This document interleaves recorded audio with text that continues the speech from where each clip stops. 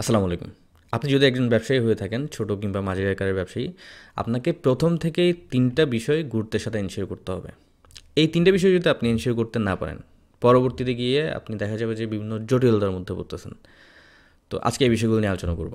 প্রথম বিষয়টা হচ্ছে আপনার ব্যবসায় যে লেনদেনগুলো হচ্ছে, যে ট্রানজ্যাকশনগুলো হচ্ছে, এটা হোক অনেক ছোট কিংবা অনেক বেশি বড়। আপনাকে প্রতিটা লেনদেনের জন্য রিলেটেড সাপোর্টিং সহ ভাউচার তৈরি করে ওই লেনদেনটাকে রেকর্ড করতে হবে। তো এটা হচ্ছে প্রথম বিষয় যেটা আপনাকে অবশ্যই প্রথম থেকে এনশিওর করতে হবে, যাতে করে আপনি পরবর্তীতে গিয়ে আপনার যদি প্রয়োজন পড়ে কোনো একটা লেনদেনটা কেন হলো এটার সাপোর্টিং দেখতে চান, আপনি দেখতে পারেন। অথবা আপনার ট্যাক্স ফাইলিংয়ের জন্য আপনার যদি ট্যাক্স অডিট হয়, সেক্ষেত্রে আপনার খরচের যে হিসাবগুলো, ওগুলোর রিলেটেড সাপোর্টিং আপনি দেখাতে পারেন। তো এটা গেলে হচ্ছে প্রথম পয়েন্ট। সেকেন্ড হচ্ছে, আপনি যে এই যে লেনদেনগুলোকে রেকর্ড করছেন, শুধু রেকর্ড করলে তো হবে না, লেনদেনগুলো তো আপনার কাছে সেন্স মেক করতে হবে। যে আপনার একটা সময় গিয়ে পরে গিয়ে আপনাকে অবশ্যই বুঝতে হবে যে আপনার ব্যবসার কী অবস্থা, আর্থিক অবস্থা কেমন, আপনার ব্যবসা কি লাভ করলো নাকি ক্ষতি করলো ব্যবসা করে, অথবা আপনার যে সম্পত্তি দায় দেনা এগুলো কি বাড়লো নাকি কমলো, এগুলোর কী অবস্থা। তো এই যে সেন্স মেক করাটা, এটা আপনাকে সেন্স মেক করতে হবে আর্থিক বিবরণী তৈরি করে, ফাইন্যান্সিয়াল স্টেটমেন্ট তৈরি করে। ফাইন্যান্সিয়াল স্টেটমেন্টের মধ্যে কী আছে? ইনকাম স্টেটমেন্ট, ব্যালেন্স শিট আর ক্যাশ ফ্লো স্টেটমেন্ট।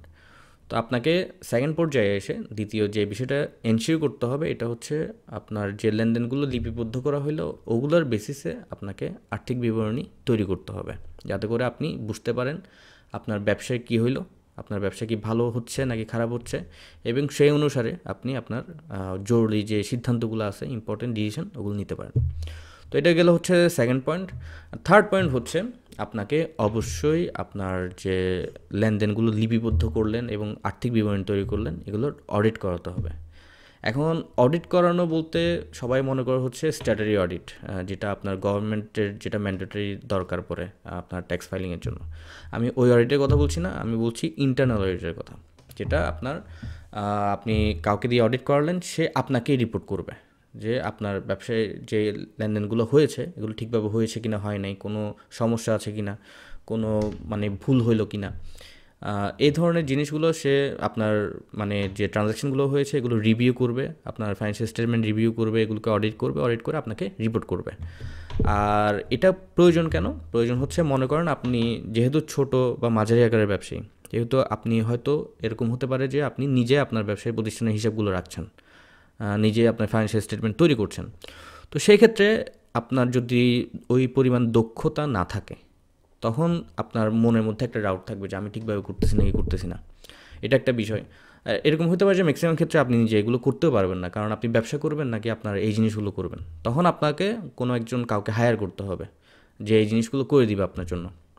তো এখন আপনার ছোট বা মাঝারি আকারের যে প্রতিষ্ঠানগুলো আছে, এগুলো মানে স্বাভাবিকভাবে যাদেরকে হায়ার করে তাদের মধ্যে এত বেশি দক্ষতা থাকে না, যেটা অনেস্টলি স্পিকিং। কারণ যদি দক্ষতা থাকে তাহলে তারা অবশ্যই ভালো একটা কোনো প্রতিষ্ঠানে যাবে, যেখানে তাদের স্যালারি বেশি হবে, তার দক্ষতাটা সে ভালো করে কাজে লাগাতে পারবে। এই জন্য আমাদের অভিজ্ঞতা থেকে আমরা যেটা দেখি যে এইসব প্রতিষ্ঠানে, ছোটো বা মাঝারি আকারের প্রতিষ্ঠানে যে স্টাফরা থাকে, যারা এই হিসাব নিকাশের কাজগুলো করে, তারা স্বাভাবিকভাবে অনেক ধরনের ভুল করে থাকে। তারা ফাইন্যান্সিয়াল স্টেটমেন্ট ভালো করে প্রিপেয়ার করতে পারে না অনেকে, তারা জাস্ট রেকর্ড কিপিংয়ের কাজটা ঠিকঠাকভাবে মোটামুটি করে, বাট অন্যান্য যে সমস্ত কাজ আছে যেগুলো প্রয়োজন সেগুলো করতে পারে না। তো সেক্ষেত্রে যে মালিক থাকে তার মনের মধ্যে একটা ডাউট থাকে যে এই যে কর্মচারী রাখছি সে ঠিকভাবে রেকর্ডগুলো করতে পারতেছে নাকি।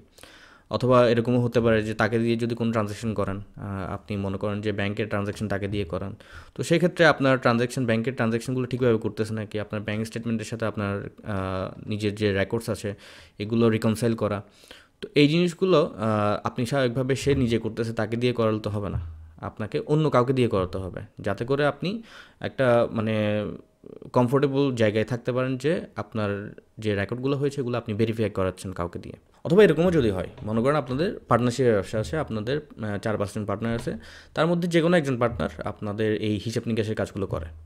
তো এখন আপনার অন্যান্য যারা পার্টনার আছে তাদের মনের মধ্যে স্বাভাবিকভাবে প্রথম থেকে একটা খুঁতখুঁতানি না থাকলেও পরে একটা গিয়ে ডাউট চলে আসে যে এই যে পার্টনারটা রাখছে সে ঠিকভাবে রেকর্ডগুলো করতেছে নাকি, সে কি এখানে কোনো অন্যান্য কোনো কাহিনী করতেছে নাকি। তো এরকম একটা ডাউট তৈরি হয়ে যায়।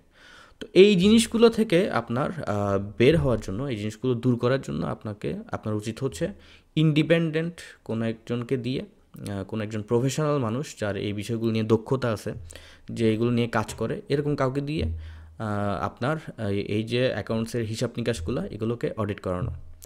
তো বড় প্রতিষ্ঠানগুলো তারা এইটার গুরুত্ব জানে, এগুলো গুরুত্ব জানে, এই জন্য তাদের দেখবেন যে তাদের অনেক বড় অ্যাকাউন্টস ডিপার্টমেন্ট থাকে যেখানে অনেক দক্ষ মানুষরা কাজ করে। সাথে তাদের দেখবেন একটা ইন্টারনাল অডিট টিমও থাকে যারা এই যে অ্যাকাউন্টস ডিপার্টমেন্টের কাজগুলো হয়েছে তারা এগুলোকে অডিট করে ম্যানেজমেন্টকে রিপোর্ট করে। তো তাদের মোটামুটি এগুলোর জন্য ভালো একটা মানে কি বলবো মেজার থাকে, যাতে করে এই অ্যাকাউন্টসে কোনো সমস্যা না হয়। কিন্তু ছোট বা মাঝারি আকারের ব্যবসাগুলো তারা ভুল করে, তারা নিজেরা করে অনেক সময়, অথবা কোনো একজন কর্মচারীকে দিয়ে করে যার ওই রকম দক্ষতা থাকে না, অথবা কোনো একজন পার্টনার, যদি পার্টনারশিপ ব্যবসা হয় কোনো একজন পার্টনারকে দিয়ে করায়, পরবর্তীতে গিয়ে দেখা যায় যে তাদের হিসাব নিয়ে অনেক ঝামেলা চলতেছে। তো এই কারণে অবশ্যই আপনারা চেষ্টা করবেন থার্ড পার্টি কাউকে দিয়ে অডিট করাতে। তো অনেকে এখানে খরচের কথা চিন্তা করে যে আমি তো অলরেডি একজন স্টাফ রাখছি, স্যালারিড স্টাফ রাখছি, আমি কেন শুধু শুধু আবার সেম কাজগুলো অন্যকে দিয়ে করাবো বা অন্যকে দিয়ে অডিট করাবো।